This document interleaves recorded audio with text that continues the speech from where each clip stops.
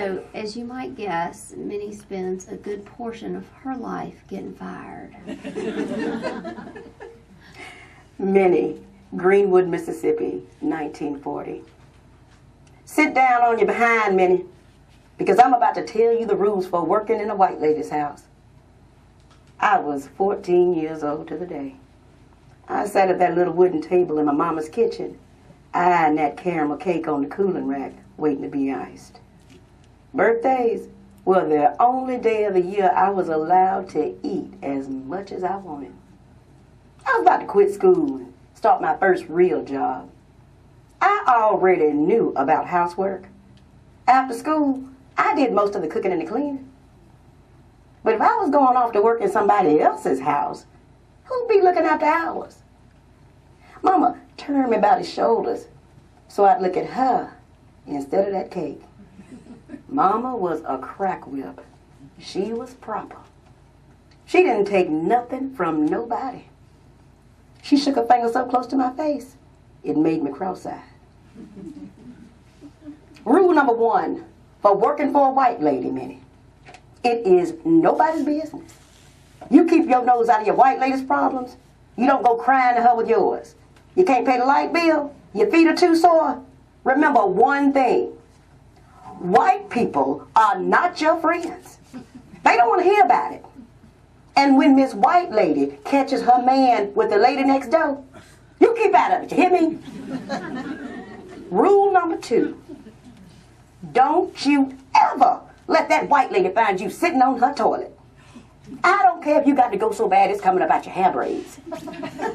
If there's not one out back for the help, you find yourself a time when she's not there in a bathroom she doesn't use. Rule number 3. Mama jerked my chin back around to face her because that cake had lured me in again.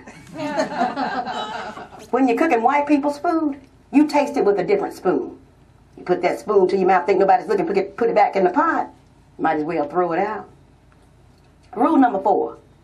You use the same cup, same fork, same plate every day. Keep it in a separate cupboard. And you tell that white woman that's the one you'll be using from here on out.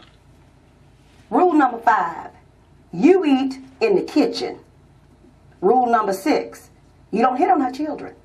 White people like to do their own spanking. Rule number 7. Now, this is the last one, Minnie. Are you listening to me? No sass mouthing.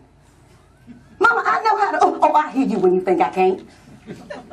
Muttering about having to clean the stovepipe and about the last piece of chicken left for poor Minnie. You sass a white woman in the morning, you'll be sassing out on the street in the afternoon. First day at my white lady's house.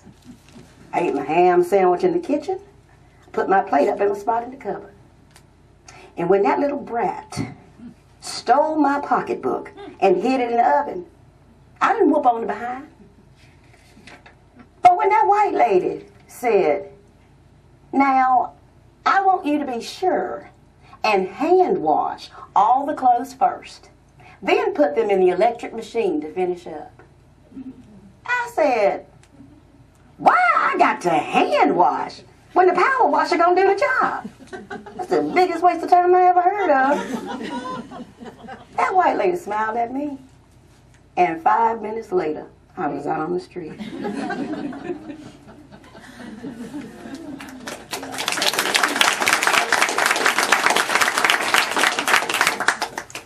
I want to close tonight with just a few words about being Southern and how that affects you as a writer. After I wrote The Help, and it had already gone to copy editing, and we were just putting in some final touches, like writing an apology letter to Shake and Bake because we had mentioned their product 6 months before it actually came to be. My incredible editor, Amy Einhorn, called me and said, "We want you to write one more piece." And I thought, 444 pages later, you want me to write more on this story? And she said, "We want you to write a piece about what it's like to be from Mississippi and be a writer." So this is at the end of the book, and it is starts out with, in her own words. The rash of negative accounts about Mississippi in the movies, in the papers, on television have made us natives a wary and defensive bunch. We're full of pride and shame, but mostly pride. Still, I got out of Mississippi. I moved to New York City when I was 23, and I learned that the first question anybody asked anybody in a town so transient was, "Where are you from?" And I'd say, "Mississippi," and then I'd wait. To people that smiled and said, "Oh, I've heard it's really beautiful down there," I'd say, "My hometown is number 3 in the nation for gang-related murders." To people that said, "God, you must be glad to get out of that place," I'd bristle and say, "What do you know? It's beautiful down there." When a drunk man at a roof party from a rich white Metro North train type of town asked me where I was from, and I told him Mississippi, he sneered and said, "I am so sorry." So I nailed down his foot with the stiletto portion of my shoe and spent the next 10 minutes quietly educating him on the wherefrom-abouts of William Faulkner, Eudora Welty, Tennessee Williams, Elvis Presley, B.B. King, Oprah Winfrey, Jim Henson, Faith Hill, James Earl Jones, and Craig Claiborne, the food critic for the New York Times. I informed him that Mississippi hosted the first heart transplant, the first lung transplant, and that the basis of the United States legal system was developed at the University of Mississippi.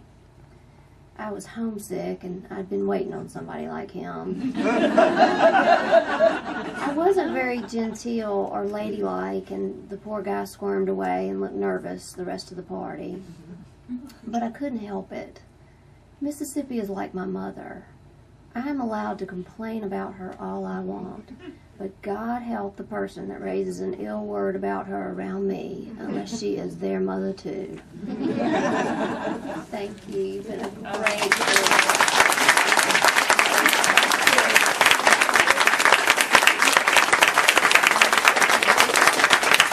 Does anybody have any questions or comments, good or bad? Yes, ma'am.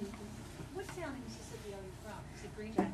I'm originally from Jackson, Mississippi, which is the capital. And What was your name growing up? Kathryn Stockett. Why did you go to Alabama? Stockett was your name then?